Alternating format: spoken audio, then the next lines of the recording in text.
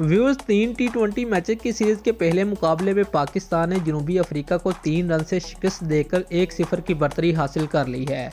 कज़ाफ़ी stadium Lahore में खेले जा रहे मैच में जनूबी अफ्रीकी कप्तान हेनरी क्लासन ने टॉस जीतकर पाकिस्तान को पहले बैटिंग की दावत दी। कप्तान बाबर आजम पहले ओवर की दूसरी ही गेंद पर 0 पर पवेलियन लौट गए। मोहम्मद रिजवान का साथ देने के लिए नौजवान बल्लेबाज हैदर अली आए और खूबसूरत स्ट्रोक खेलते हुए 3 छक्कों की मदद से 21 रन बनाए।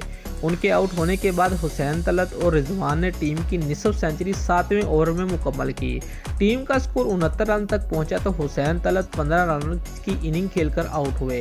मोहम्मद रिजवान ने जुम्मादाराना बैटिंग का सिलसिला जारी रखा और निसफ सेंचुरी मुकम्मल की। इफ्तिखार अहमद सिर्फ 4 रन बनाकर आउट हुए, जबकि खुशदिल शाह की इनिंग्स भी 12 रन तक महदूद रही। फ़हीम अशरफ भी दोहरा हिंसा अबूर करने में नाकाम रहे और सिर्फ 4 रन बनाकर फ्लिक वेव को विकेट देकर चले गए।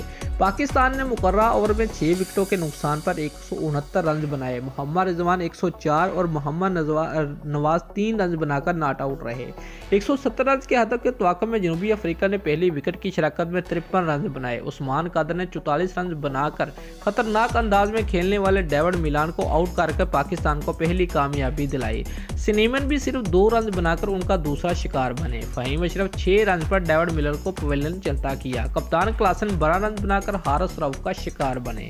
हेंड्रिक निसफ सेंचुरी मुकम्मल करते ही रन आउट हो गए। हारिस रऊफ ने फ्लिक वेव को 139 रन पर आउट कर दिया। जनूबी अफ्रीकी बल्लेबाजों ने आखिरी गेंद तक मुकाबला किया और 6 विकेटों के नुकसान पर 166 रन बनाए, लेकिन 3 रन से मैच हार गए।